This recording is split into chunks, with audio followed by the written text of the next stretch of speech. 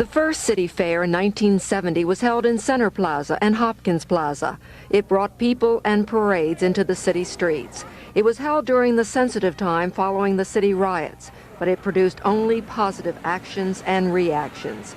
And it proved that the center of the city could be a people place for fun and entertainment. And while we talk about the revitalization of the downtown area from a construction point of view, the question was always in the back of everybody's mind: can you revitalize the downtown area from a people point of view? The word is that the fair will be coming back to the center of the city from the Inner Harbor, but this time encompassing the newest center of revitalization, Lexington Mall, Lexington Market, and the Howard Street Market Center development area. The city fair would be spread out over a large part of the downtown area, but the center of the activity would be right here at Howard and Lexington Street. And by that time, this section of Howard Street between Saratoga and Fayette would be dug up and shut off in preparation for the new Marketplace Mall and Park area. So booths and exhibits could be set up here for the city fair. The Market Center Association, which boasts a membership of 450 merchants, has pushed to bring the city fair to their area. We as a group of merchants just are delighted with the thought of having 1 million plus people come to our area for a 3-day period, and we just see it as a great opportunity to introduce people to our area again and to have perhaps some additional business in our area. A News Scene 2 random survey today showed that many citizens of Baltimore would also be in favor of moving the city fair to the Market Center. It would be wonderful for the city, mostly the people, and also for the business. You know, instead of getting it all in one little section, you can spread out. Go and sit and have lunch, whatever, come right on back into the fair. You never leave the fair. So I think it's fabulous. I really do. Well, if it'll bring more of the general public down, that would be better. The city fair, being down the harbor, becomes more of a tourist thing, and if it's down in the center of the city, I think it'd be a positive thing. I think it'd be real nice. Well, that's the way it used to be a few years ago, and then they moved it down by the Inner Harbor, and it's been pretty much closed off down in that area. Where if they get more use out of the shopping districts up through here, I think it'd be real nice. The announcement about the new location of the city fair will be made at a news conference on April 25th at 11:15, probably in this location. I'm Susan Wipeout, News Scene 2 in downtown Baltimore. The Italian Festival attracted more than 1 million people during its weekend celebration last July, and the Afram Festival also drew large crowds, as did all the other ethnic festivals held at Rash Field last summer. But this summer, Rash Field will be closed to all of the ethnic festivals, not because of complaints from residents of nearby Federal Hill, as some have claimed, but simply because the city has agreed to let the state use Rash Field for various celebrations of Maryland's 350th anniversary. But where will the ethnic festivals be held this summer? Well, we're making plans in cooperation with the city of Baltimore, and we're trying to find a location now. Hopefully it will be in downtown area someplace. Are you upset about having to move from Rash Field? Well, not really. Of course, we're used to Rash Field. We know the location. It's a beautiful location. We don't have to advertise, where we are. We have all the plans, so it's very easy to put on the festival there. Now we have to have new plans and new ideas. Last summer's Afram proved to be much too large for Rash Field, and it was decided then that we would have to start looking for another location. So at this point, we're not very upset about the fact that we have to move out. We knew we had to go somewhere else, so it's not exactly news to us that we wouldn't be able to go back there. The Irish Festival and the other ethnic festivals held at Hopkins Plaza will be staged there again this summer, but most of the festivals will have to be relocated. And the location for the ethnic festivals that were held here will be announced by city officials next week. I'm Jack Bowden, News Scene 2 at Rash Field.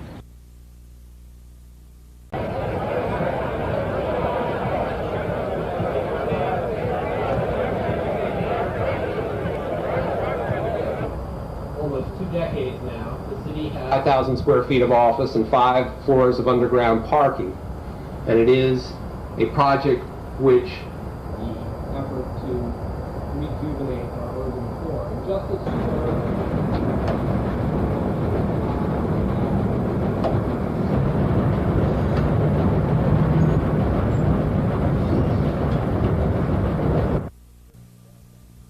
The Charles Center project, the first downtown urban renewal project, began by tearing down much of what was to create what is, and leading the way to what is now referred to as Baltimore's Renaissance.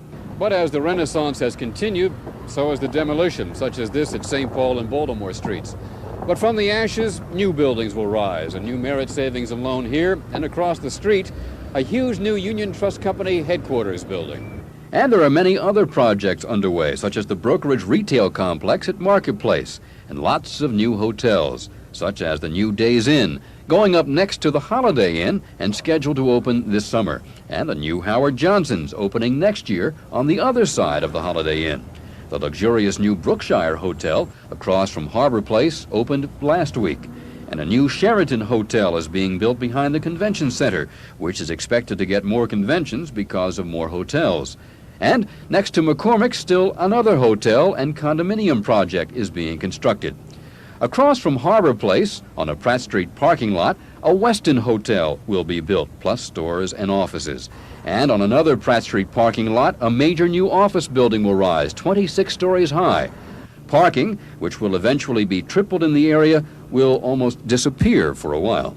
As comedian Red Skelton said during a visit here, Baltimore will be a beautiful city if they ever finish building it. I'm Jack Bowden, News Scene 2, downtown. North and Charles Streets in Baltimore. Busy intersection, a view many people have of the city. It's also the geographical center of Baltimore and an area undergoing urban renewal. Because of its location and potential, city fathers have decided the intersection needs something physical to make it stand out. So today, the Board of Estimates approved a contest to search for a design for the crossroads. Businesses which have survived the decline of the area of North and Charles hope to emulate what has happened to Lower North Charles with its revitalized shops and offices. Much work has already been done. Well, there's a great deal of Charles Street, and we're working all along it. Give you a few examples. The railroad station, is just splendid and looks better than probably it ever looked in its life. And then we're heavily involved right around Charles and North itself, working with merchants. And we're in deep conversation with all of the owners up there, including the family who owns the famous ballroom and a number of properties, looking toward a short-range plan. In order to assist the private sector, the city is committed to major public improvements, rehabilitating sidewalks and planting trees. One business the city thought it had lost is also making a comeback. Chesapeake Restaurant will reopen. Its problems apparently straightened out. As far as the streets are concerned, North Avenue from Howard Street behind me to St. Paul Street ahead will be completely repaved, as well as the sidewalks. The key to the renewal of North and Charles, however, seems to be the renewed Pennsylvania Station. Long-range plan, there may really be some major development coming off of the increased use of the railroad station. Pennsylvania Station, a reopened Chesapeake Restaurant, a distinctive intersection, all helping to revitalize Upper Charles Street. Brad Ganson, News Scene 2, Center City. Paul Freibush has been in the jewelry and watch repair business in downtown Baltimore for 40 years. He's been at the Howard Street location for 20 years. He, like other established owners, remember downtown in its heyday. Freibush believes better days are ahead for smaller businesses in the area of Howard Street. He thinks Baltimore's downtown rebirth effort and the new mass transit system will make the difference.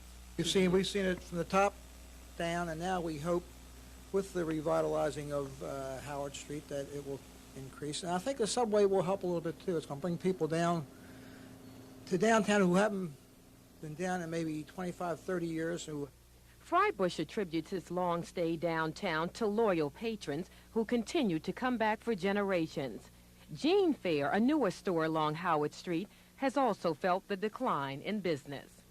2 years ago is very busy, right? And so right now, right, it's too bad, right? It's slow for you it's right now? Slow.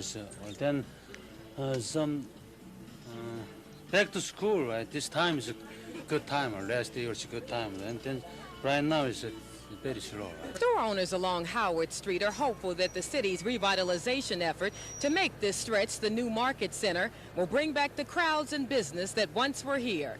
Dolores Ramsey, News Scene 2, downtown. Here's the problem. Charles Street from University Parkway south to 29th Street has 4 center lanes, 3 northbound and 1 southbound, plus 2 service roads. When you step off the curb from the University side, you cross a southbound single-lane road, then a wide grassy median strip before another southbound lane.